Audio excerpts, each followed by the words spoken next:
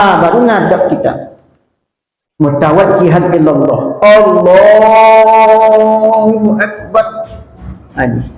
Ini simbol kehormatan. Engkau yang maha besar ya Allah. Engkau yang maha besar. Berdiri kita di hadapan Allah. Ketika awak akan melaksanakan solat itu, tanamkan ta'abbud. Ta'abbud itu menghadap Allah. Awak kadang-kadang memasang niat itu dianggap pemula solat. Substansinya hilang. Usalli fardal maghrib salasa raka'atin mustaqbilatan. Ada mengatakan makmuman, imaman. Allahu Akbar. Substansinya hilang. Yang intinya bapak-bapak, aku menghadap engkau ya Allah. Allahu Akbar. Tapi nak dimaknai dakwah Pak. Jadi substansi solat itu hilang. Ritual itu hanya melepaskan tanggung jawab. Isi tak tu? Tu maka saya katakan solat yang paling tinggi harganya ketika sampai pada tingkat zikir, menghadap Allah Subhanahu wa taala. Baru awak bersimpuh di hadapan Allah. Inna salati wa nusuki wa mahyaya wa mamati, menghadap Allah di sanjungnya. Awak itu yang kosong Pak hamba. Jadi di dalam solat itu bapak-bapak ada fi'lun, gerakan, harokatun, ada qaulun, ungkapan. Disinkronkan antara ungkapan dengan perilaku awak ketika solat Bapak. Allahu Akbar diungkapkan. Kemudian ketika awak rukuk, rukuk itu apa maknanya Ustaz? Bengkok, membengkok badan di hadapan Allah. Coba lihat orang Jepang Pak. Gini-gini dia. Jadi sebelum kita membaca Subhana Rabbiyal Azim, satu detakan tu ditanamkan dulu, kita menghadap Sang Maha Kuasa. Baru dilafazkan. Awak sekadar bengkok-bengkok saja Pak, tapi maknanya enggak ada. Itu makanya ta'abbud. Tidak mungkin gerakan itu dibuat Pak kalau enggak ada makna. Cuman sayang awak beragama mewarisi sholatku hanya kayak peninggalan orang tua dulu. Sampaikan sama anak-anak, sama cucu-cucu, kecicit semacam, ditampung Pak, tapi maknanya hampa. Kemudian setelah kita rukuk, Subhana Rabbiyal Azim, bangkit, kagum di hadapan Allah. Rabbana lakal hamdu milkus samawati.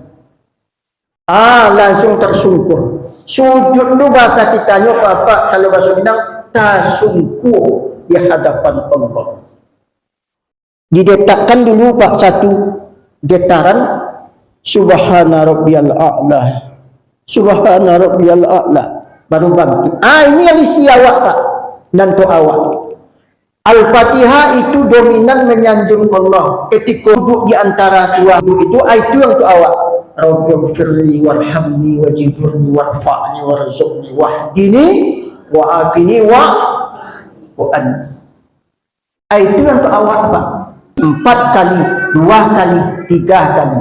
Subuh 2, zuhur 4, asar 4, maghrib 3, isya. Solat itu 17 rakaat. Kata Nabi, as-salatu kafaratun lil mu'minin.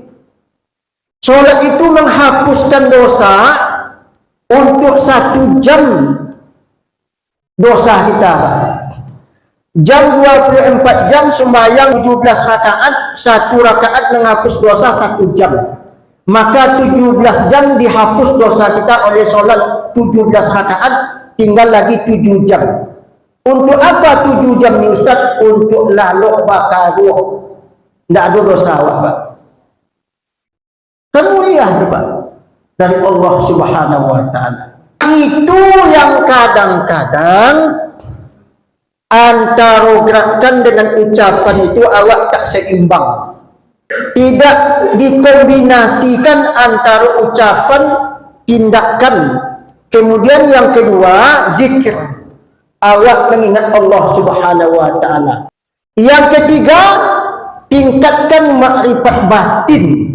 Ka'annaka tarahu fa illam takun tarahu fa innahu yaraka. Seakan-akan kita berada di sisi Allah, melihat Allah. Kalau engkau tak mampu tembus melihat Allah, maka Allah melihat engkau. Itu maka dia suasun kata orang kampung awak, Pak. Yang paling mendasar, Pak Bapak, awak pahami adalah ungkapan kata. Yang lalai kita ketika melakukan solat, antara ungkapan, perkataan, perbuatan dengan makrifat batin awak itu tidak seimbang. Ada orang ejek juga awak, ini tak mandang ke awak, Pak. Jengkel lembur, Pak. Tak mandang. Kalau bercerita tentang dia, cepat nyambung. Tapi kalau tak berhubungan dengan dia, dia santai aja. Saya paling jengkel tuh, Pak. Makanya kita kalau salaman sama orang, tatap wajah. Kalau ngomong, hadapkan wajah kita sama dia. Sama dengan Allah. Batin awak tak di situ, Pak. Tapi awak ngomong dengan Allah. Itu makanya Pak Bapak tak berkesan solat itu, Pak. Allahu Akbar, bismillahirrahmanirrahim, alhamdulillahirabbil alamin. Allahu Akbar, sami Allahu liman hamidah, Allahu Akbar. Kadang-kadang tiba di rakaat ketiga, Pak, bingung. Engkau tiga apa sampai? Bingung, Pak. Sebab awak menghayal, Pak. Melayang-layang pikiran itu tidak di situ, Pak. Kadang-kadang sedang sholat itu sampai ke Jawa, Pak, dan naik pesawat tuh, Pak. Sampai ke Bandung, ke Jogja, balik itu pulang balik, Pak, dalam 5 menit, Pak. La ilaha illallah.